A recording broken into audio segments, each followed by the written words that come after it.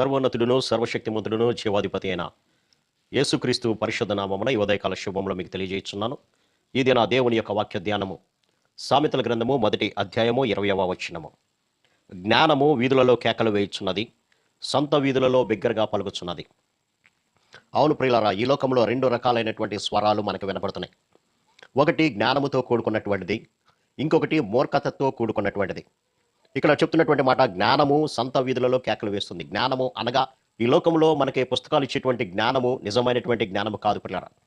పుస్తకాల ద్వారా సంపాదించినటువంటి జ్ఞానం అనేది ఉద్యోగ సంపాదన కొరకే ఉపయోగపడుతుంది, కానీ మన యొక్క జీవితాన్ని కట్టుకోవడానికి ఏమాత్రం కూడా ఉపయోగపడాల.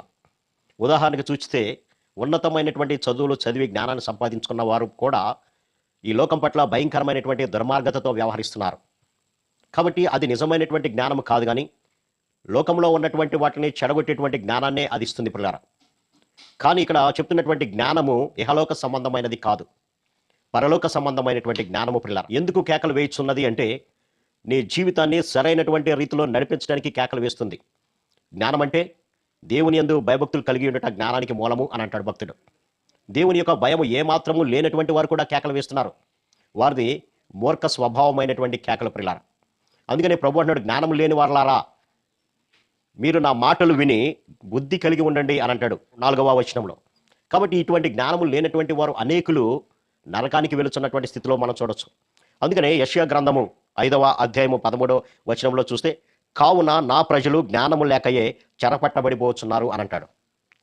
ఈనాడు చాలామంది జ్ఞానం లేదు, దేవుని సంబంధమైనటువంటి ఆత్మ సంబంధమైనటువంటి జ్ఞానం లేదు. మనం ఈ లోకంలో ఎలా జీవించితే మనము బ్రతుకుతామో అన్నటువంటి వాక్యాలను తెలియచేసేది దేవుని యొక్క వాక్యము మాత్రమే ప్రియులారా. కానీ ఆ వాక్యాన్ని వినకుండా పెడచెవి పెట్టేటువంటి వారు అనేకులుగా ఉంటున్నారు. అందుకని ఇక్కడ అంటున్నాడు, కావున నా ప్రజలు జ్ఞానము లేకయే చెరపట్టబడిపోతున్నారు.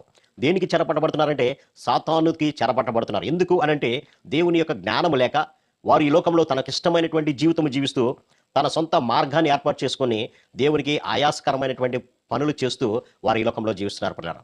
అందుకనే వారు చెరపట్టబడిపోతున్నారు. వారిలో గనులైన వారు నిరాహారులుగా ఉన్నారు. మేము ఘనత వహించామని చెప్పుకుంటున్నారు, కానీ ఏమీ చేయలేనటువంటి స్థితిలో ఉంటున్నారు. సామాన్యులు దప్పిచేత జ్వరపీడితులవుతున్నారు. అందుచేతనే పాతాళము గొప్ప ఆశ పెట్టుకుని అపరిమితంగా తన నోరు తెరిచింది. అవును, సాతానుడు దొరికిన ప్రతి ఒక్కడిని కూడా ఏమాత్రము దేవుని భయం లేక తనకిష్టమైనటువంటి రీతిలో అన్యాయము అక్రమం చేస్తూ మోసాలు చేస్తూ అసూయతో కార్పణ్యాలతో కక్షలతో ఉండనటువంటి ప్రతి ఒక్కరు కూడా సాతాను యొక్క బిడ్డలే.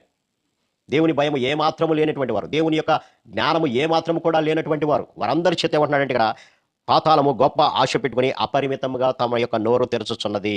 వారిలో గనులను సామాన్యులను ఘోష చేయువారును హర్షించువారును పడిపోయి ఉన్నారు. కాబట్టి పిల్లరా, దేవుని యొక్క జ్ఞానము సంత వీధిలో కేకలు వేస్తుంది. ఇదిగో మీరు మార్పు చెందండి, మీ జీవితాలను మార్పు చేసుకోండి, సాతాను వైపు తిరగబాకండి, నా యొక్క జ్ఞానము మీరు కలిగి ఉండండి, ఈ లోకంలో ఎలా ప్రవర్తించాలో నేను జ్ఞానాన్ని మీకు తెలియపరుస్తున్నాను, కాబట్టి మీరు జాగ్రత్తగా ఉండండి అని చెప్పిన ఏమాత్రం కూడా లెక్కలేనటువంటి స్థితిలో ఉంటున్నారు పిల్లరా. జ్ఞానము సంత వీధులలో కేకలు వేయుచుంది, సంత వీధులలో బిగ్గరగా పలుకుచున్నది, గొప్ప సందడి గల స్థలంలో ప్రకటన చేయుచున్నది. కానీ ఈ మాటలను నిర్లక్ష్య పెడుతూ అనేకులు పాతాళానికి దిగిపోయేటువంటి స్థితిలో ఉంటున్నారు పిల్లలు. కాబట్టి మనము దేవుని యొక్క జ్ఞానాన్ని కలిగి ఉన్నప్పుడు ఈ లోకంలో ఎలా జీవించాలి అనేటువంటిది దేవుని యొక్క జ్ఞానం బోధిస్తుంది. ఈ లోకంలో ఏ పుస్తకం కూడా అంత ఇదిగా బోధించదు. అందుకని ఇది పరిశుద్ధమైనటువంటి గ్రంథం. అనగా మన యొక్క మార్గాలు, మన యొక్క ఆలోచనలు, మన యొక్క తలంపులు, మన జీవిత విధానము పరిశుద్ధపరిచేటువంటి మాటలు దేవుని యొక్క మాటలు. అది శ్రేష్టమైనటువంటి జ్ఞానం కలిగింది. ఆనాడు సొలొమోను భక్తుడికి ప్రభు అంటున్నాడు, నీకేం కావాలో కోరుకో అన్నప్పుడు, అయ్యా ఈ నీ ప్రజలను పరిపాలించడానికి కావాల్సినటువంటి జ్ఞానాన్ని నాకు దయచేయి అన్నాడు. అంతేగాని నేను రాజునవుతున్నాను, నా యొక్క రాజ్యము కలకాలం ఉండాలి, ఏ శత్రువు నా మీదకి రాకూడదు, ఒకవేళ వచ్చినా వాడిని జయించాలి, నేనే ఉండాలి అని అనలేదు. కానీ ఈ యొక్క ప్రజలను పరిపాలించడానికి, న్యాయము తీర్చడానికి కావాల్సినటువంటి జ్ఞానాన్ని నాకు దయచేయి అన్నాడు. కాబట్టి దేవుని యొక్క జ్ఞానము ఘోషిస్తూ ఉండగానే ఆ మాటలకు మనం లోబడదాం. ఆ మాటలో మనల్ని పరిశుద్ధపరిచేటువంటి మాటలు, పరిశుద్ధమైనటువంటి జీవితాన్ని జీవించడానికి కావాల్సినటువంటి మాటలు ప్రభువు యొక్క మాటలు. ఇవి మనలను పాతాళము నుంచి తప్పించేటువంటిది, ఇవి నిత్యమైనటువంటి నరకము నుంచి తప్పించేది. ఈ మాటలో ప్రభువు నుంచి ఎడబాటుని తప్పించేటువంటి మాటలు. చాలామంది ఈ మాటలను వినడానికి నిర్లక్ష్య పెట్టు వారు మూర్ఖమైనటువంటి మాటలు వినేటువంటి స్థితిలో ఉంటున్నారు. అందుకే దేశము భయంకరమైనటువంటి స్థితిలో ఉంటుంది పిల్లరా. కాబట్టి దేవుని యొక్క వాక్యము వీధులలో ప్రకటించబడుతుండగానే ఆ మాటలకు లోబడదాం. దేవుని యొక్క వాక్యాన్ని మన హృదయాల్లో భద్రపరచుకొని మన యొక్క జీవితాలను పరిశుద్ధపరచుకొని చివరి వరకు సాగుదాం. తద్వారా ఈ యొక్క పాతాళము యొక్క అంచులకు మనం వెళ్లకుండా తప్పించబడి నిత్యమైనటువంటి రాజ్యంలో, ప్రభు రాజ్యంలో ప్రభుత్వం ఉందాం. అట్టి కృపా పరిశుద్ధాత్మ దేవుడు మనందరికీ దయచేయను గాక. ఆమేన్. ప్రార్థన. సర్వశక్తుడా, ప్రేమ గల మా తండ్రి, జ్ఞానము వీధులలో కేకలు వేస్తుందన్నావు నాయన. అవునైనా, మీ యొక్క జ్ఞానమునైనా శ్రేష్టమైంది నాయన. మమ్మల్ని నిత్యమైనటువంటి నరకము నుంచి తప్పించేది ప్రభా.